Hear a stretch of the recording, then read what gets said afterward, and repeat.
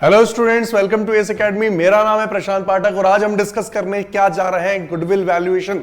Goodwill का valuation करना क्यों जरूरी है?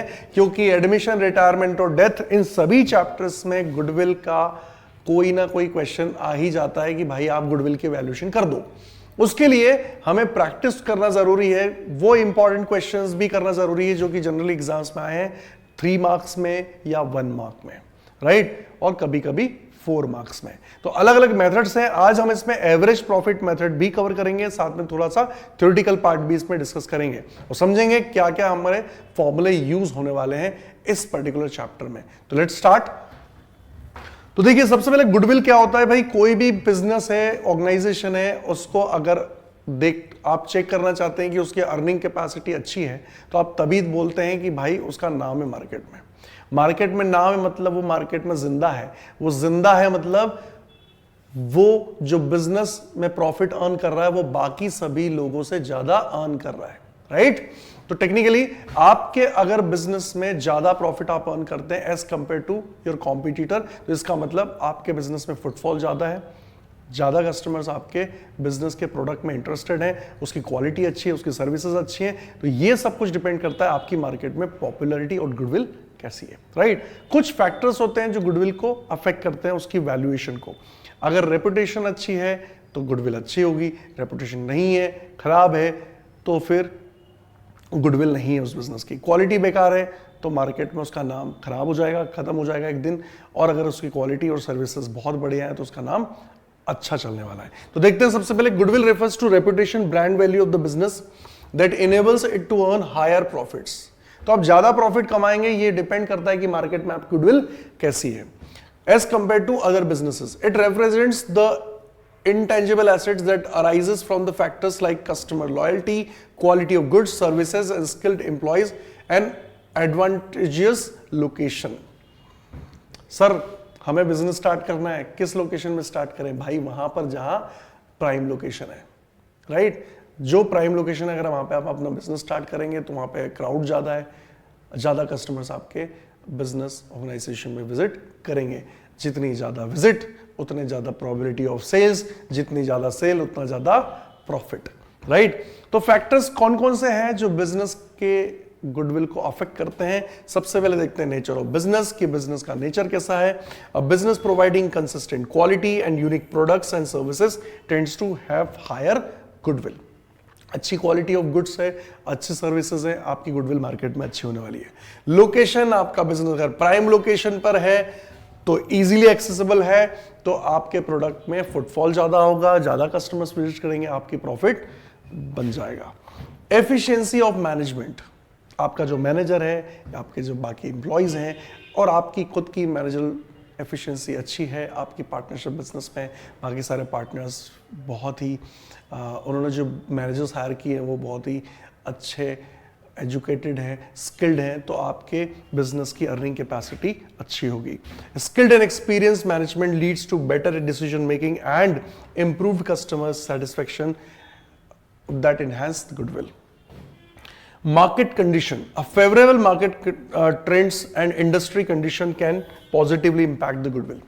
और अगर बिजनेस में आपके पॉजिटिव है, आपके प्रोडक्ट को लेकर मार्केट में ट्रेंड्स, जिस प्रोडक्ट में आप डील कर रहे हो उसका डिमांड अच्छा है मार्केट में, उसमें कुछ नए इनोवेशंस हो गए हैं और वो इनोवेटिव प्रोडक्ट आपका है, तो गुडविल डेफिनेटली आपकी ज़्यादा होगी। ब्रांड इमेज, ये सारे फैक्टर्स डिपेंड करते हैं आपकी ब्रांड की इमेज कैसी है, quality, service and the location of your business. तो हम देखते हैं कि भाई हमारे पास गुडविल को कब वैल्यू करना होता है। गुडविल को वैल्यूएशन करने के लिए पार्टनरशिप में हमारे पास कुछ इवेंट्स हैं, जैसे किसी पार्टनर का एडमिशन हुआ, किसी पार्टनर का रिटायरमेंट या डेथ हुआ, एग्जिस्टिंग पार्टनर में रेशियो चेंज हुआ और बिजनेस सेल करना है या अमेलगमेशन करना है।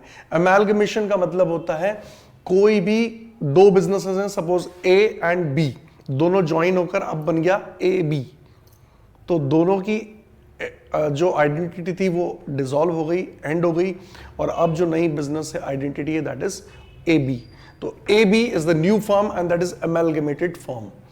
अब कौन कौन से मेथड्स होंगे हमारे गुडविल को वैल्यू करने के? तो सबसे पहले average profit method, super profit method और कैपिटलाइजेशन मेथड। कैपिटलाइजेशन को हम 2 पार्ट्स में डिवाइड किया, capitalisation of average profit and capitalisation of super profit, right. तो हम दोनों सीखने वाले हैं यहां पर कि कैपिटलाइजेशन ऑफ एवरेज कैसे निकलेगा, सुपर कैसे निकलेगा। बहुत ही आसान फॉर्मूले हैं, बहुत ही आसान तरीके से इसको कैलकुलेट किया जा सकता है, बस कुछ इंपॉर्टेंट पॉइंट्स हैं जो हमें याद रखने होंगे, राइट। तो देखते हैं सबसे पहले एवरेज प्रॉफिट मेथड को। एवरेज प्रॉफिट क्या होता है? जो बिजनेस का कंसिस्टेंट प्रॉफिट होता है। आप जनरली बिजनेस में जो भी प्रॉफिट अर्न करते हैं, अगर 5 इयर्स के आपके अनइवन अमाउंट्स हैं तो आप उसको टोटल करके डिवाइड कर दीजिए नंबर ऑफ ईयर्स से, तो आपका एक कांस्टेंट अमाउंट आ जाएगा, दैट इज 1 ईयर्स प्रॉफिट, तो वो आपका एवरेज प्रॉफिट होगा। अब एवरेज प्रॉफिट आपका अगर गिवन है से फॉर एग्जांपल 20,000 और आपका years of purchase generally question में दिया होता है 3, 2, 4 व्हाटएवर इट इज गिवन, तो आपके फर्म की गुडविल हो जाएगी 60,000 रुपीज। तो देखिए ये ईयर्स ऑफ परचेज क्या है, इंपॉर्टेंट पॉइंट, ये ईयर ऑफ परचेज क्या है। टेक्निकली क्या होता है कि हमारा बिजनेस पास्ट ईयर्स में जो प्रॉफिट अर्न करके दे रहा है एवरेज, उसके बेसिस पे हम आगे की गुडविल निकाल रहे हैं। तो हम क्या अज्यूम कर रहे हैं कि उतना ही प्रॉफिट अगले 2 साल या 3 साल तक फर्म अर्न करेगी, तो फ्यूचर में उसके कैश फ्लोस पॉजिटिव होंगे। नया पार्टनर एडमिट हुआ तो वह जानना चाहता है कि भाई फ्यूचर में कितना प्रॉफिट फर्म अर्न करेगी, तभी वो आपके साथ ज्वाइन करेगा। रिटायरिंग पार्टनर बोलेगा भाई मैंने इतनी मेहनत करी है पिछले 3 साल तक, अगले 3 साल अगर ये पॉजिटिव कैश फ्लोस जनरेट करेगा तो भाई उसमें मेरा हिस्सा आप दे दीजिए इन टर्म्स ऑफ गुडविल। तो इसलिए हम निकालते हैं एवरेज प्रॉफिट और ईयर ऑफ परचेस का ये मतलब होता है। अब देखते हैं स्टेप्स कैसे हम कैलकुलेट करेंगे। सबसे पहले हम देखेंगे कि पिछले पास्ट ईयर्स के प्रॉफिट क्या है, उन सभी को हम कर लेंगे ऐड, राइट, और उसको डिवाइड कर देंगे जितने ईयर्स के आप प्रॉफिट को ले रहे हैं और आपके सामने निकल के आ जाएगा एवरेज प्रॉफिट। मान लो पिछले 3 साल का टोटल प्रॉफिट आ रहा है 30,000 और डिवाइड उसको जब किया 3 से तो आपका एवरेज प्रॉफिट आ गया 20,000। तो आपने कहा कि सर 20,000 हमारा एवरेज प्रॉफिट है। गुडविल को वैल्यू करने के लिए मैंने बता दिया आपको कि एवरेज प्रॉफिट है, ईयर ऑफ परचेज आपको क्वेश्चन में गिवन होगा। अभी मैंने 3 लिया था, अगर मैं यहाँ पे 2 इयर्स लेता हूं तो मेरा हो जाएगा 20,000 इंटू 2, तो मेरे फर्म की गुडविल हो जाएगी 40,000। तो इट डिपेंड्स कि इस केस में मुझे लग रहा था कि 3 साल तक मेरा बिजनेस है, सेम प्रॉफिट अर्न करके देगा। यहां मुझे लग रहा है कि अगले 2 इयर्स तक वो सेम प्रॉफिट मेरा बिजनेस अर्न करके मुझे देगा।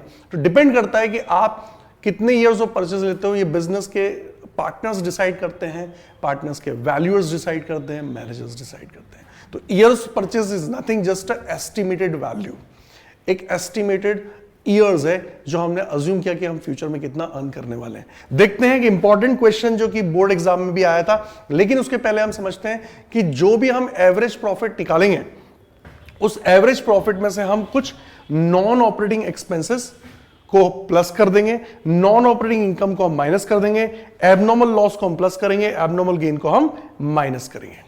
तो देखिए नॉन ऑपरेटिंग एक्सपेंस क्या होते हैं सर? जो ऑपरेटिंग नहीं होते हैं। हमारे बिजनेस में 3 एक्टिविटीज होती है, ऑपरेटिंग, इन्वेस्टिंग एंड फाइनेंसिंग। अगर हमने कहा कि हमारा इन्वेस्टिंग और फाइनेंसिंग अलग एक्टिविटी है ऑपरेटिंग से, तो मतलब इन्वेस्टिंग और फाइनेंसिंग हुए नॉन ऑपरेटिंग, जो ऑपरेटिंग नहीं है वो नॉन ऑपरेटिंग एक्टिविटीज है, राइट। तो हमारे बिजनेस की जो एक्टिविटीज जो कोर बिजनेस एक्टिविटीज करते हैं उसको बोलते हैं ऑपरेटिंग। तो अगर हमने कोई ऐसे एक्सपेंस माइनस कर दिए हैं जो कि बिजनेस से रिलेटेड नहीं है, या तो इन्वेस्टिंग से रिलेटेड है या फाइनेंसिंग से, तो उनको हम कर देंगे plus.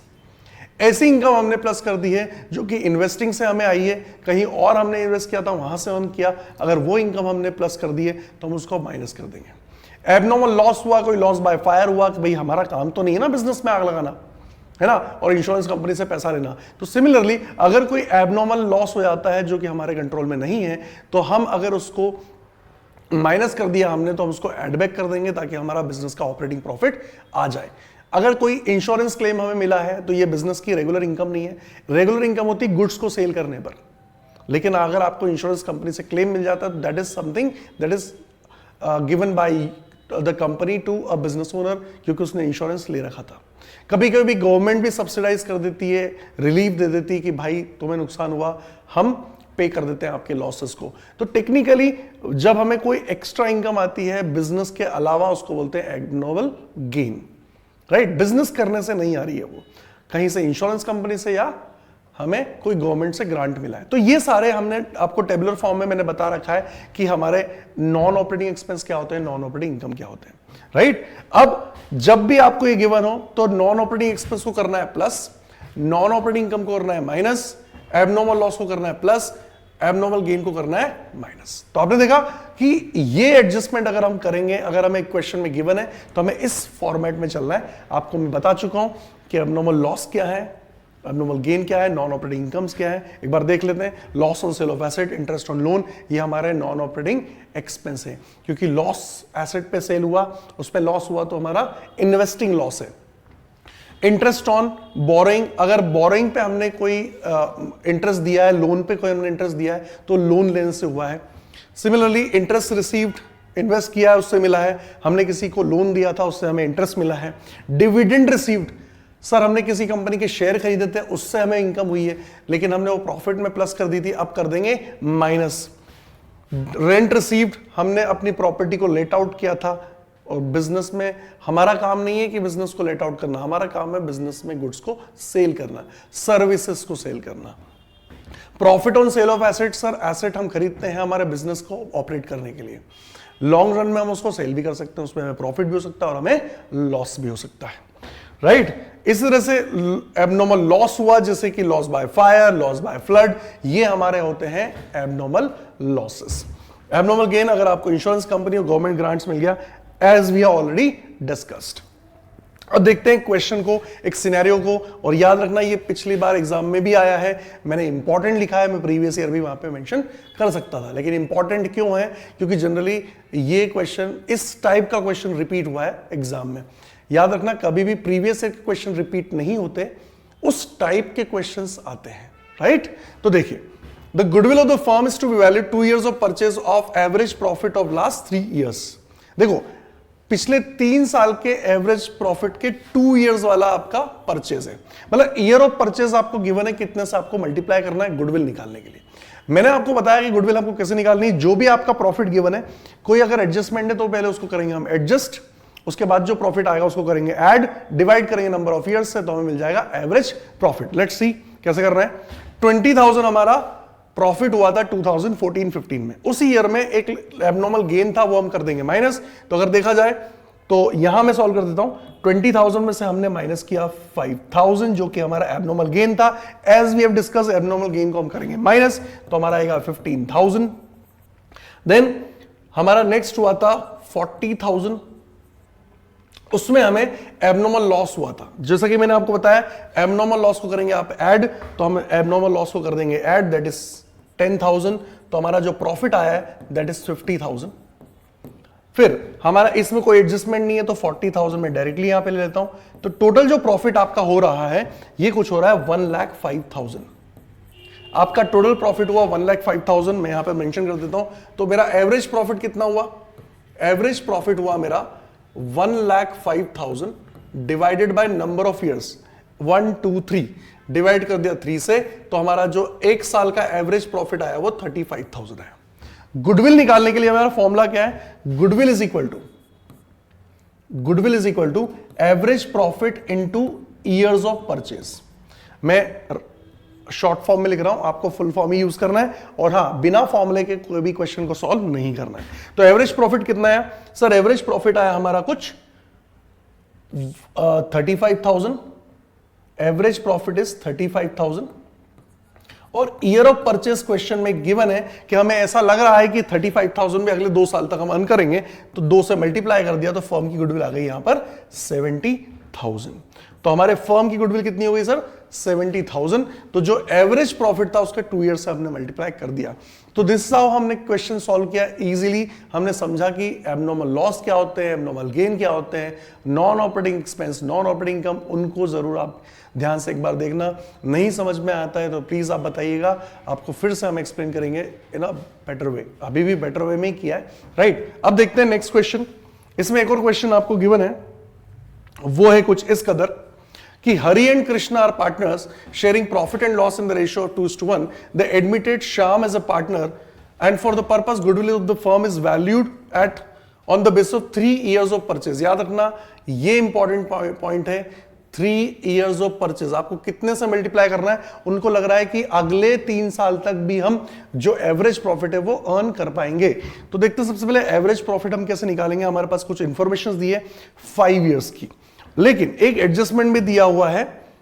Profit of 14-15 was calculated after charging abnormal loss. तो हम देखा एबनॉर्मल लॉस को हम ऐड करते हैं कौन से ईयर का? 14-15। सर 14-15 का यहां पर, तो इसको 10,000 को यहां पे ऐड कर देते हैं। तो हमारा इस ईयर का जो प्रॉफिट हुआ टोटल वो हुआ 50,000। जब हम सबको प्लस करेंगे 50 + 50 + 75 - 25 और 50,000, कलेक्टिवली आपका आएगा ये 2 लाख रुपीस। तो आपका एवरेज प्रॉफिट कितना आ गया? अगर मैं यहां पर मेंशन कर देता हूं नेक्स्ट स्लाइड पर, इस स्लाइड पे कर देते हैं। आपका जो टोटल प्रॉफिट है वो कुछ है 2 लाख रुपीस का, और आपके जो नंबर ऑफ ईयर्स है, नंबर ऑफ ईयर्स वो है 5। तो आपका जो एवरेज प्रॉफिट आया, जो आपका एवरेज प्रॉफिट आया दैट इज 40,000। तो जो आपकी गुडविल है वो गुडविल कितनी है? Goodwill is equal to average profit into years of purchase. आप फुल फॉर्म लिखेंगे और हमेशा प्रॉपर फॉर्मूला करके ही सॉल्व करेंगे बोर्ड एग्जाम में, ये प्री रिक्विजिट है। एवरेज प्रॉफिट इज 40,000 और year of purchase as mentioned in the question you can see that, as mentioned in the question you can see that 3 years of purchase. तो हम just multiplying with 3, तो हमारी goodwill आ गई है 1,20,000। तो देखिए sir इस कदर हमने गुडविल को वैल्यू कर दिया। तो एवरेज प्रॉफिट मेथड हमने आज कवर किया है। नेक्स्ट क्लास में हम देखेंगे कि सुपर प्रॉफिट और कैपिटलाइजेशन मेथड से हम गुडविल का वैल्यूएशन कैसे करेंगे। Thank you for watching and stay tuned.